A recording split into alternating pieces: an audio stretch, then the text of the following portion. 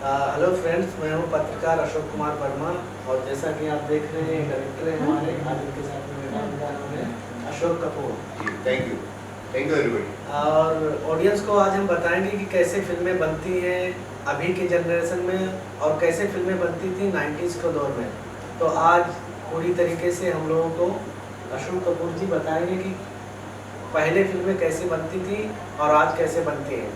तो सर, आप मेरे ऑडियंस को बताइए कि एक फिल्म स्टार्ट करने के लिए पहले क्या किया जाता है, जिसको प्री प्रोडक्शन बोलते जी, हैं। प्री प्रोडक्शन में सबसे पहला काम होता है राइटर का। राइटर को सबसे पहले थीम दी जाती है। थीम यानी कि संकल्पना, कल्पना। वो थीम को फिर उसको स्क्रिप्ट में कन्वर्ट करते हैं, जिसको बोलते हैं कथा। स्क्रिप्ट के बाद में उसको बोलते हैं स्क्रीन प्ले, उसके बाद में डायलॉग। तो इन चारों को मिक्स करके उसको बोलते हैं स्टोरी। तो ये प्री प्रोडक्शन में सबसे इम्पोर्टेंट काम है राइटर। ये चार काम राइटर करने के बाद में उसके बाद में आता है डायरेक्टर। तो ये फिल्म बनाने के लिए इतना पैसा लगता है फिल्म में, तो ये पैसा कौन लगाता है फिल्मों में? ये फिल्म में प्रोड्यूसर देता है। अगर प्रोड्यूसर के पास खुद पैसे हैं तो ठीक है, नहीं तो वो किसी फाइनेंस को ढूंढता है और लाता है। वो फाइनेंसर फिल्म प्रोड्यूस करता तो उसको क्या प्रॉफिट होता है इस फिल्म में पैसा लगाने के लिए? है। देखो, ये एक जुआ है। फिल्म चल गई तो सोना है, पिट गई तो भी समझ लो हमने एक आंकड़ा खेला, नहीं आया। तो इंडिया में लोगों के पास इतना पैसा होता है कि जुआ खेलने के लिए और इसमें पैसे डालने के लिए? काफ़ी पैसा है। आज के दौर से मैं पहले के दौर की बात करता हूँ। मैं बता रहा हूँ आपको 87 की। तो 87 में ब्लैक मनी इतनी थी कि उसको वाइट करने के लिए लोग फाइनेंस लेकर के तैयार रहते थे कि मैं फाइनेंस करूँगा, मैं फाइनेंस करूँगा। और उस वक्त फाइनेंस मिलता था, लेकिन आज के दौर में फाइनेंसर को ढूंढना बहुत मुश्किल है। जैसे कि अभी आपने 80s और 90s का नाम लिया कि इस टाइप से फिल्में बनती थी 80s 90s में, तो थोड़ा 80s और 90s का हमारे ऑडियंस को ब्रीफ कीजिए। जी, तो 80 और 90 में फिल्म बनती थी सुपर 16 पे, जिसको बोलते हैं नेगेटिव कैमरा, सुपर 16। तो उसकी एडिटिंग भी मतलब आज जो डिजिटल उस तरह से नहीं होती थी, जैसे सनी लेब है। आज के दौर में सिर्फ एक ही लेब होती है, नेगेटिव। और जब हम डिस्ट्रीब्यूट करते थे तो वो नेगेटिव सेंड करने पड़ते थे। और आज के दौर में यूएफओ यानी कि यूनाइटेड फिल्म ऑर्गेनाइजर, इसके थ्रू रिलीज की जाती है। तो इसके थ्रू रिलीज कैसे की जाती है? जैसे हमने एक फिल्म बनाई, फिल्म बनाने के बाद में हमने यूएफओ को दी। यूएफओ में समझो के सारा है, रिलायंस है, नेटफ्लिक्स है, काफ़ी है। तो हमने उस फिल्म को उसमें अपलोड की। उसकी फीस है 1,35,000। उसके बाद में वो हमें थिएटर की लिस्ट देते हैं कि भाई इस डिस्ट्रिक्ट में इतने थिएटर है, तो हम वो थिएटर चूज करते हैं। और एक थिएटर का हमको 680 रुपये पे करना पड़ता है एक शो का। तो हमारे ऊपर डिपेंड है कि हम कितने शो और कितने थिएटर करेंगे। तो उसके ऊपर हम 680 रुपये एक शो के हिसाब से देंगे, तो डिस्ट्रीब्यूट करेंगे यूट्यूब।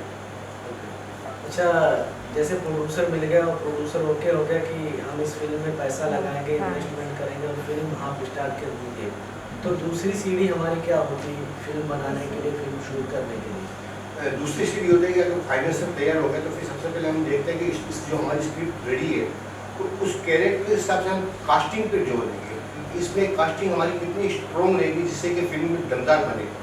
तो कास्टिंग में डायरेक्टर कास्ट करता है तो प्रोड्यूसर का भी इंटरफेयर रहता है कि नहीं हम इसमें नहीं ये लेंगे। तो आज जो फाइनेंसर है बस उनकी डिमांड रहती है कि हम मार्केट करें, नॉन फेस करें। तो आजकल के दौर में स्ट्रगल भी होता है, जो काफ़ी टैलेंटेड है।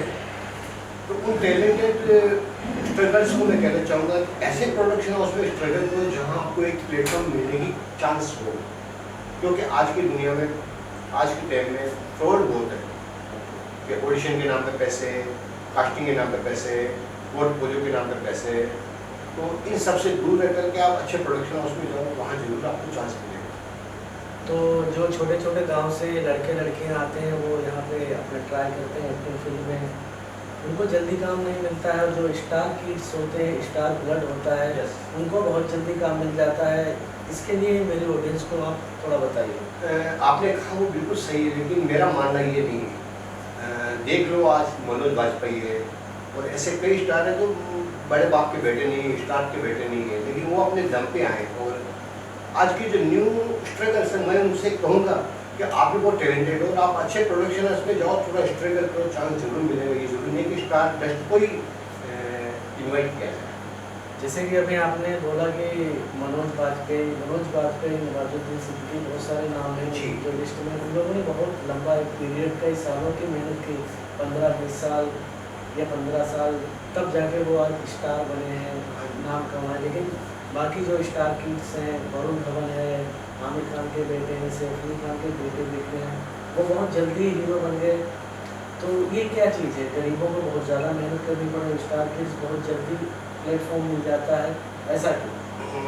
ये आपने बात सही कही, लेकिन इसके लिए मैं एक बात और कहना चाहूँगा कि सैफ अली खान की बेटी सारा अली खान, जिसने भी काफ़ी स्ट्रगल किया है, जब ये ऑटो में बैठ कर के ऑडिशन के लिए गई थी रोहित शेट्टी जी के पास, तो इन्होंने भी स्ट्रगल किया, ऑटो में जाके ऑडिशन दिया। हाँ भाई, ये बात है कि वो स्टार डस्ट है, स्टार कास्ट है, स्टार सन, स्टार डॉटर्स है, तो उनको चांस मिलता है। लेकिन सुसर सिंह राजपूत, ये भी तो विदाउट स्टार है, आज स्टार बना था।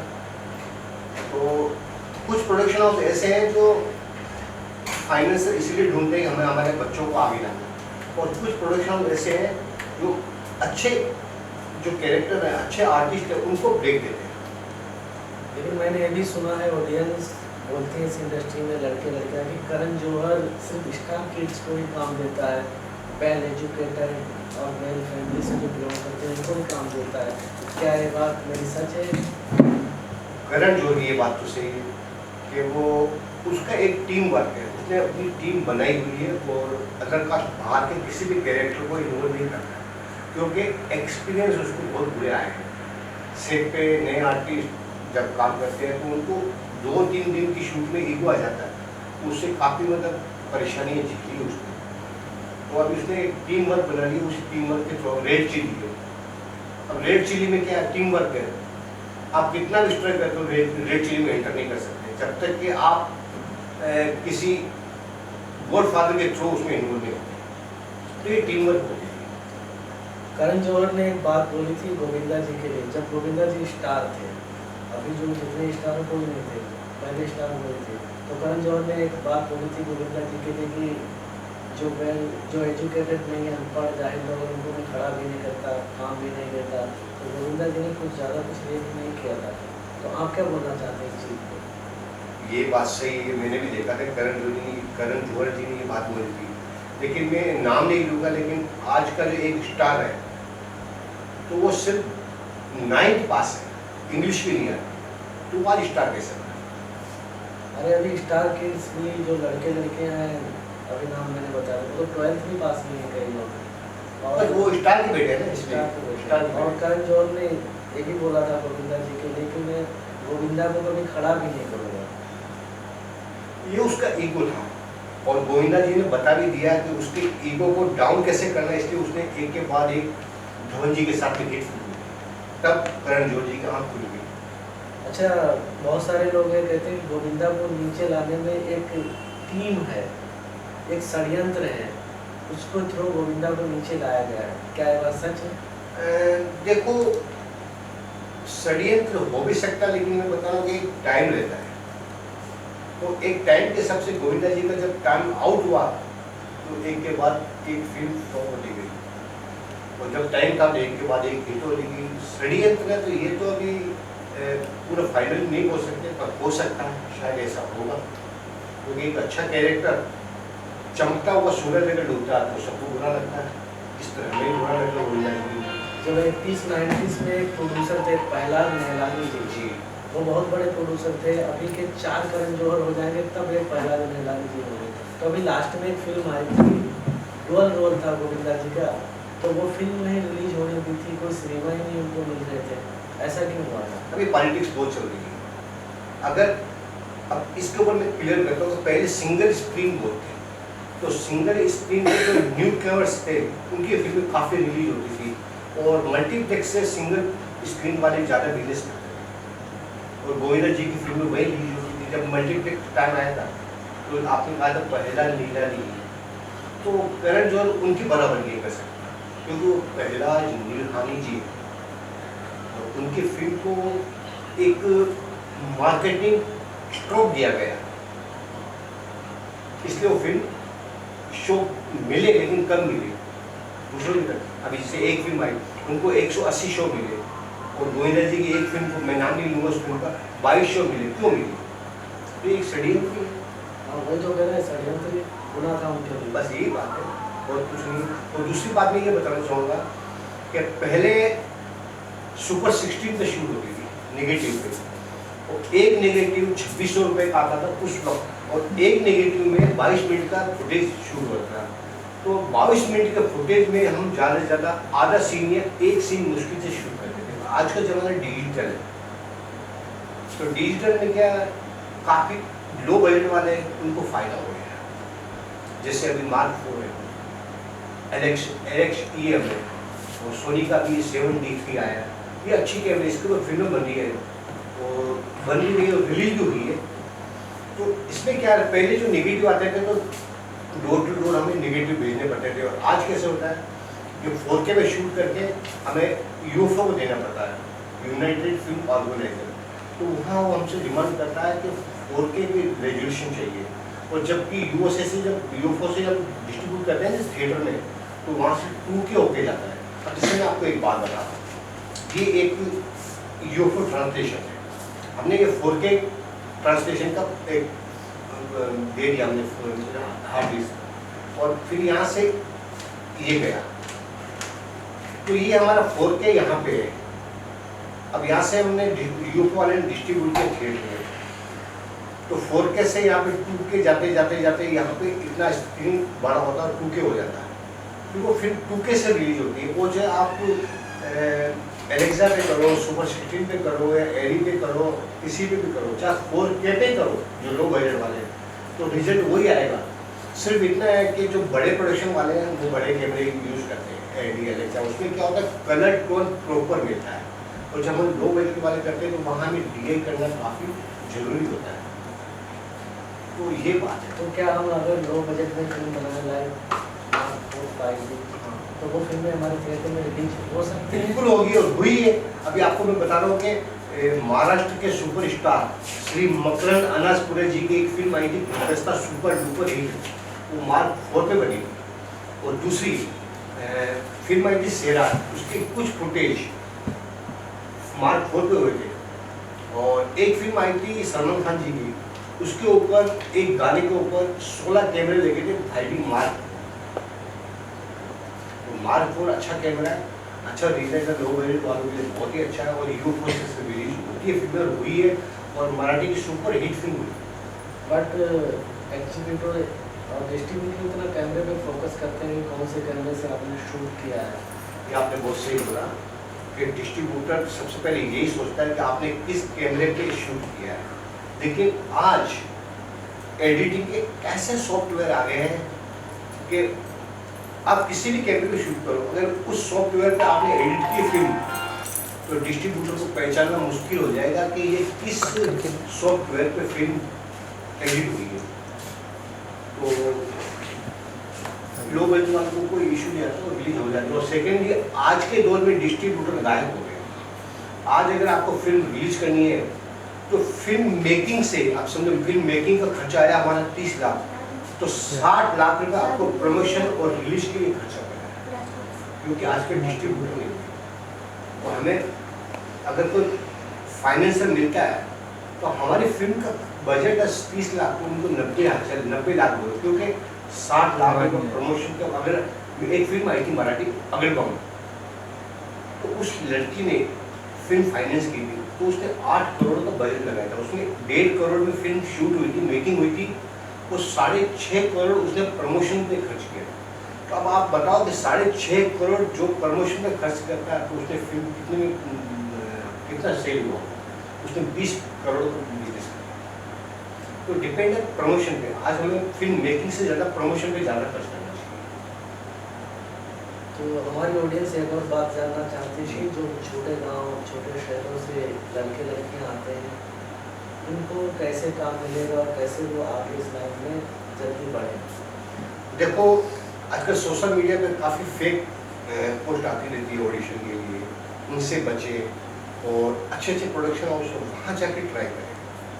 और अच्छे प्रोडक्शन में काफ़ी काम चल रहे हैं, और वहाँ ट्राई करेंगे तो 100% आपको सफलता मिलेगी, बट थोड़ा स्ट्रगल करना पड़ेगा, क्योंकि आय और स्टार नहीं बन जाओगे, मेहनत तो करनी पड़ेगी।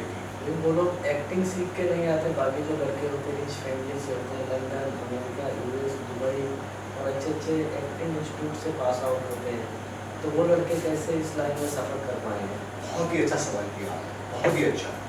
अब मैं आपको बता रहा हूँ, कोई रिच फैमिली का बेटा है, उसने 5 लाख रुपया खर्च करके किसी इंस्टीट्यूट में एक्टिंग के लिए एडमिशन लिया, तो वहाँ आपको क्या सिखाएंगे? बेसिक नॉलेज, यानी कि ब्लैक बोर्ड में दिखाएंगे कि ऐसे कैमरा लगता है, ऐसे लगता है, ऐसे एंगल होते हैं, पर जो स्ट्रगल रहता है उसको चाहिए जनरल नॉलेज। बेसिक नॉलेज से जनरल नॉलेज बहुत इंपॉर्टेंट है, और जनरल नॉलेज कब मिलेगा? जब आप ऑन द शूट जाओगे। तो ये जो नए कलाकार हैं, जो आपको बोला कि जो स्ट्रगल गाँव से आते हैं, तो मैं उनको बोलूँगा कि क्लास ज्वाइन करने से बेटर है कि आप प्रैक्टिकल नॉलेज में किसी शूट पे जाओ, चाहे स्टार्ट में क्राउड में काम करो, नॉलेज लो कि फ्रेमिंग सेंस क्या होती है, लेंस सेंस क्या होती है, और डायलॉग डिलीवरी क्या होती है। तो ये सब नॉलेज प्रैक्टिकली आपने को चाहिए, बेसिक नहीं है। और जो बड़े लोग हैं बस हमको बस सीखना, वो एडमिशन लेते हैं। लेकिन जो छोटे गांव से लड़के लड़कियां आते हैं उनको ज़्यादा टाइम लग जाता है, एक फैमिली का, एक मदर फादर का जो प्रेशर होता है, क्या कर रही है, क्या कर रहा है, कब तक होगा नहीं होगा, तो वो एक जो क्वेश्चन होता है लड़कियों को आंसर देना होता है फैमिली के लिए, तो बहुत ही वो मुश्किल होता है। वो अपनी फैमिली को या गार्जियंस को किस टाइप से ब्रीफ करेगा, समझाए कि कब तक मेरा हो पाएगा नहीं हो पाएगा, या क्या कर रहे हैं? देखो, मुंबई में आने के बाद सबसे पहले समस्या आती है रहने की। कोई पीजी में रहता है, कोई कहाँ रहता है, कोई कैसे रहता है, और मिनिमम खर्च आता है। मिनिमम खर्च वो किस टाइप से खर्च करेंगे, क्योंकि उनको ऑडिशन, मेकअप, और लड़कियाँ उनको ऑडिशन के लिए जाना है, मेकअप जाना है, मेकअप करना है, और घर में भले बड़ा पाव खाएंगे, लेकिन जब मीटिंग में जाएंगे तो वहाँ हमें कॉफ़ी मंगानी पड़ती है कॉफ़ी हाउस से, तो वहाँ खर्चे करना पड़ता है। तो ऐसे में ऐसे प्रोडक्शन हाउस में जाओ जहाँ ये मीटिंगें नहीं हो और डायरेक्ट कास्टिंग हो। ऐसे कई कास्टिंग डायरेक्टर हैं जो मीटिंग नहीं, आपकी प्रोफाइल के थ्रू कास्टिंग करते हैं। तो ऐसी जगह जाओगे तो आई श्योर आपका सिलेक्शन होगा। कुछ दिनों के बाद फैमिली से फ़ोन आने लगते हैं कि क्या कर रही है, क्या कर रहा है, शादी करेगा नहीं करेगी, कब तक ऐसा चलेगा, कुछ हो नहीं रहा है, लाइन छोड़ दो, चेंज कर दो, शादी कर दो, कुछ और दुकान, कुछ भी कर सकते हैं हम। बहुत अच्छा सवाल किया। इसका मैं एक ही जवाब दूंगा कि एक डायरेक्टर है, बहुत सुपर डुपर हिट फिल्म के डायरेक्टर है, 9 साल स्लीपर चप्पल एक ही ड्रेस में बेचारे घूमते रहते, दर दर ठुकरे खाते रहते। 9 साल स्ट्रगल करने के बाद में, उन 9 सालों में उनकी फैमिली ने कितना टॉर्चर किया रहेगा, उनकी बीवी ने, यहाँ तक कि उसकी बीवी से छोड़ के चली गई, लेकिन 9 साल के बाद जब उसका चांस आया, ब्रेक मिला, तो सुपर सुपर स्टार डायरेक्टर बन गया। ठीक है, जो मेहनत यहाँ पे जो घूमते हैं, छोटे गांव से शहर से आते हैं, मेहनत करते हैं, लेकिन जो फैमिली से फ़ोन आते हैं, लड़के लड़कियाँ एजुकेटेड होते हैं, उनके फैमिली वाले एजुकेटेड नहीं होते, मदर फादर, तो उनके बिटवीन जो बातें होती हैं, तो कितना मुश्किल होता है समझाना कि क्या कर रही हो, नहीं कर रही हो, क्योंकि वो एजुकेटेड भी नहीं होते हैं और इस लाइन से टच नहीं होते हैं, बिलोंग नहीं करते हैं, तो उनको समझाना बहुत ही मुश्किल होता है। तो जो आर्टिस्ट अभी स्ट्रगल कर रहे हैं, अपनी फैमिली को किस टाइप से समझाएं, किस टाइप से बात करें, और कैसे उनको बता पाएंगे कि हम कुछ कर रहे हैं, कर पाएंगे या नहीं कर पाएंगे? देखो, अब मैं आपको एक बात बताऊँ,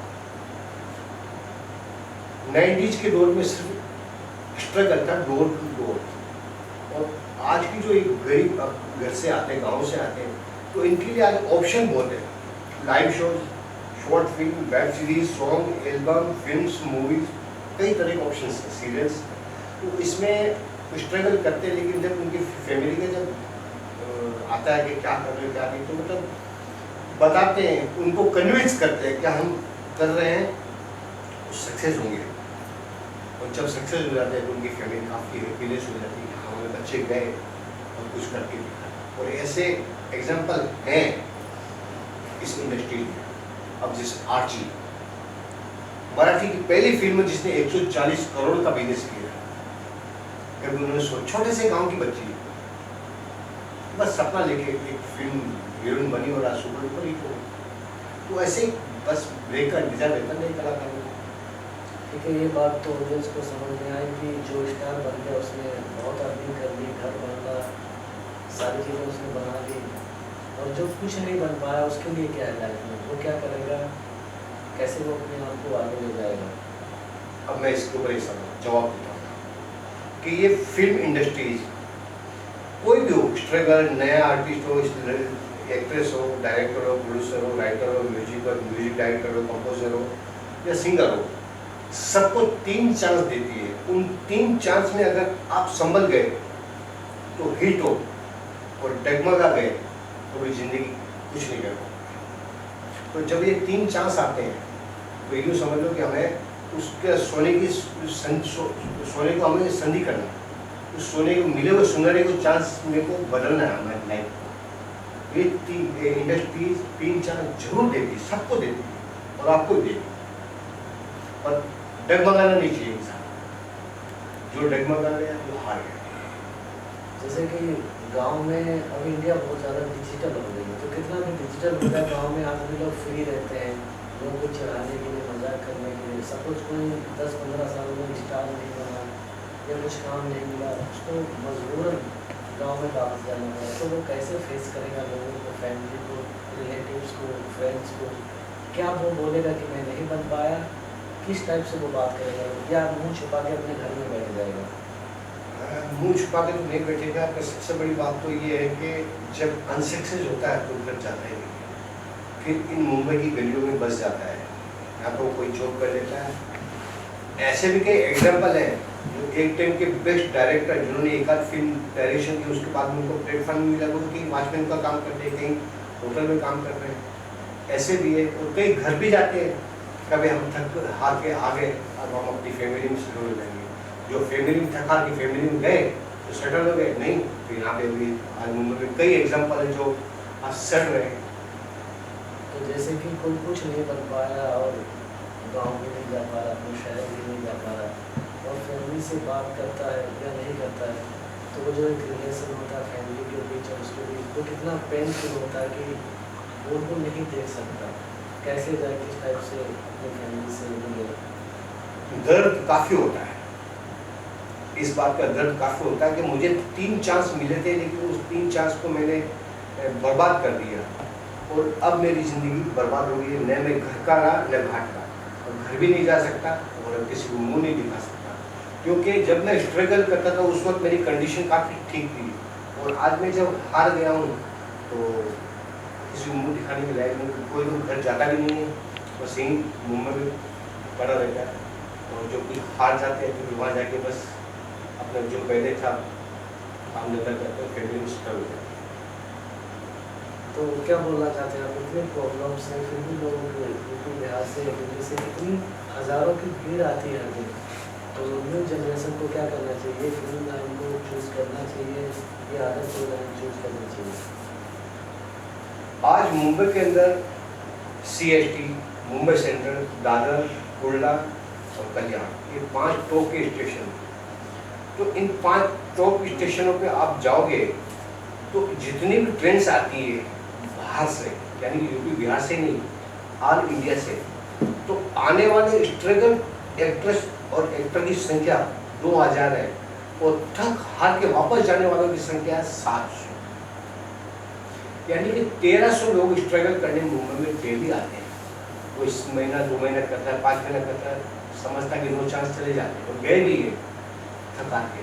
और कुछ ऐसे हैं जो गलत रास्ता अपना करके पैसा कमाते हैं, और कुछ ऐसे हैं कि नहीं आई डू इट, और आई डू इट में 2 होता है, एक होता है आई डू इट और एक होता है आई डू इट, यानी कि आई डू इट मैं करूँगा, आई डू इट मैं करूँगा, और जिसने ये पकड़ के चला कि आई डू इट वो सक्सेस हो।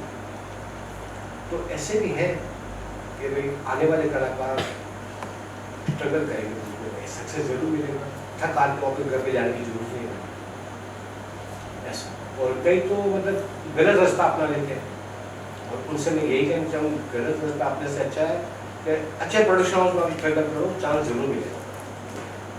तो जैसे कि हज़ारों की भीड़ आती है हर रोज, लोग आते जा रहे हैं शहर में ज़्यादा से ज़्यादा, इस भीड़ की वजह से खाने पीने के सामान, घर, सब चीज़ महंगी हो रही है क्योंकि लोग ज़्यादा आ रहे, चीज़ें कर रहे हैं, महंगी हो रही है, उससे कुछ बेनिफिट भी नहीं ना सिटी का, ना जो लोग आ रहे हैं ना उनका। तो क्या करना चाहिए सिटी के लिए और लोगों के लिए? सिटी के लिए सर मैं ये कहना चाहूँगा कि आप आ रहे हो स्ट्रगल करने, क्योंकि एक सपना लेके आ रहे हो मुंबई कि मैं एक्टर बनूंगा, एक्ट्रेस बनूंगी, डायरेक्टर बनूंगा, एक सपना लेके आ रहे हैं। कुछ टाइम स्ट्रगल करो, सक्सेस हो जाए ठीक है, नहीं तो वापस अपने घर चले जाओ। तो घर नहीं गए तो फिर कभी नहीं जा पाओगे, क्योंकि मुंबई है। इस मुंबई की रेती की एक बात है कि मैं रेती सिर्फ लेती नहीं देती, तो चांस मिला तो उसको चांस को इतना पावरफुल करो कि बस सक्सेस हो जाओ, और अनसक्सेस हो गए तो अपने घर चले जाओ। लेकिन अब क्या मुंह लेकर के जाए, बस काफी कई लोग तो इसी तरह से वापस जिंदगी में स्ट्रगल करते रहते हैं। आज नहीं तो कल, आज के ऊपर, आज नहीं तो कल नहीं तो परसों। और दूसरी बात है कि इस इंडस्ट्री में आज के दौर में अभी सपने दिखाने वाले बहुत मिल गए। मैं सपने दिखाने की, मैं ये फिल्म कर रहा हूँ, मैं वो फिल्म कर रहा हूँ, मैं ये करूँगा, मैं वो करूँगा। कलाकारों को बुलाते हैं, कलाकार बेचारे नहीं रहते, उनको इच्छा जाग जाती है यार मैं इस प्रोडक्शन हाउस में मुझे काम मिलेगा। बस मीटिंगें चलती ही रहती काम नहीं होती। यही बात है, इसकी वजह से आजकल फेल हो रहा है। तो लोगों को कैसे मालूम हुआ कि जेन्युइन वर्क कौन सा है, फर्जी कौन सा है? देखो, अगर प्रोडक्शन हाउस से जो प्रोफेशनल प्रोडक्शन हाउस होते हैं उनकी पोस्ट रहती है, तो प्रोफेशनल प्रोडक्शन हाउस वाले उनकी जो लीड कास्टिंग हो गई है वो तो टीम वर्क है, और जो 1 डे 2 डे 3 डे के कैरेक्टर रहते हैं उनकी कास्टिंग वो एज ए खुद प्रोडक्शन हाउस खुद नहीं करता, वो एक कास्टिंग डायरेक्टर को सौंप देता है कि हमारे को इस कैटेगरी के इतने आर्टिस्ट चाहिए। फिर वो कास्टिंग डायरेक्टर अपने कोऑर्डिनेटर को संपर्क करता है कि हमें इस कैटेगरी की कैरेक्टर चाहिए। फिर वो कोऑर्डिनेटर अपने आर्टिस्ट को बुला करके ऑडिशन दिलवाता है, और उन ऑडिशंस में से जो सिलेक्शन जिसका होता है उसको उस फिल्म में किया जाता है। तो सिलेक्शन होने के बाद, काम करने के बाद लोगों को पैसे मिलते हैं इसके? बिल्कुल मिलते हैं, बिल्कुल मिलते हैं। जो प्रोफेशनल लेवल में काम करेंगे, आज मैं बता रहा हूँ कि जो सीरियल्स में काम करते हैं, जो 1 डे 2 डे के कैरेक्टर डेली शो करते हैं, उनको आज महीने 3000 रुपीज़ पर डे मिलता है। और ये कितने दिनों बाद मिलता है? ये देखो, अभी पहले तो आज के अगर 10 साल पहले बात करेंगे, जब सीरियल का ज़माना था तो पहले डेली पे मिलता था, डेली शो फॉलो के लिए 8 घंटे की शिफ्ट हुआ करती थी, और 8 घंटे के बाद अगर हम करते थे तो 300 रुपीज़ पर आवर में एक्स्ट्रा मिलता था। और इवनिंग में जैसे ही मतलब शूट खत्म हुआ तो प्रोडक्शन मैनेजर बैग खोल के रेडी रहता था, ये तो आपका बिल्कुल चाहो। और आज कंडीशन ऐसी है कि कोई प्रोडक्शन हाउस 1 महीने बाद पेमेंट कर देता है, कोई 3 महीने बाद, और अभी 3 महीने बाद वाला सिस्टम चेंज हो गया है। अभी 15 दिन में चेक पास हो गया, 15 दिन का पेमेंट 15 दिन बाद पेमेंट देते हैं। ये सच बात है? 15 दिन में बिल्कुल पैसा बिल्कुल रिलीज होता है? हाँ बिल्कुल डिस्ट्रीब्यूट हो रहा है आपके अकाउंट में। मैंने सुना है कि 3 महीने बोलते हैं कि 3 महीने बाद आपको पैसा मिलेगा, वो 4 महीने बाद चेक मिलता है। फिर इस टाइम लोग घूमते रहते पड़ा। तो जी मैंने आपको बताया कि पहले 3 महीने बाद पेमेंट मिलता था, लेकिन अब ये आफ्टर कोरोना, क्योंकि प्रोडक्शन वालों को मालूम पड़ेगा कि जो आर्टिस्ट आज प्रॉब्लम है, तो अभी 15 दिन का सिस्टम कर दिया। पहले 3 महीने का सिस्टम था कि अगर आज आपने 3 डे का डेली शो किया, 3 दिन का शूट किया, तो 3 दिन का पेमेंट 3 महीने बाद मिलता था, लेकिन आफ्टर कोरोना 15 दिन का कर दिया। और ये फिल्म का कैसे प्रोसेस होता है, उसमें कैसे पैसे मिलते हैं? फिल्म का देखो, देखो फिल्म में 3 कास्टिंग होती है। एक रहता है लीड कास्टिंग, एक रहती है कैरेक्टर कास्टिंग, और एक रहती है 1 डे 2 डे कास्टिंग। तो जो लीड कास्टिंग रहती है तो वो तो टीम पूरी कास्ट कर लेती है। उसके बाद में जो कैरेक्टर बनते हैं, जैसे अभी साइड कैरेक्टर है, इंस्पेक्टर है, ये है वो, तो वो जो कैरेक्टर आर्टिस्ट रहते हैं उनको फाइनल करते हैं। बाकी जो 1 डे 2 डे के रहते हैं, फिर वो कास्टिंग लेवल के थ्रू कास्ट करवाए जाते हैं। और जो नए प्रोड्यूसर्स वाले, छोटे बजट वाले हैं, वो बेचारे क्या करते हैं, कोई स्टूडियो बुक करते हैं, वहाँ ऑडिशन रखते हैं, उस ऑडिशन से सिलेक्शन करते हैं और अपना काम चालू करते हैं। छोटे बजट वाले करते हैं, ऐसी बात नहीं है। और उनको नए कलाकार वो बोलते हैं कि चलो हमें स्टार्ट में पेमेंट नहीं मिला बट ब्रेक मिल रहा है, क्योंकि मैं घर पे एक गांव में मेरी इज्जत बन जाएगी, एक ब्रेक मिलेगा मुझे, तो मेरा नाम हो जाएगा। तो एक फिल्म बनाने के लिए कितना टाइम लगता है? Pre production, post production and releasing also? अब आज की बात करें तो देखो 3 महीने के अंदर अगर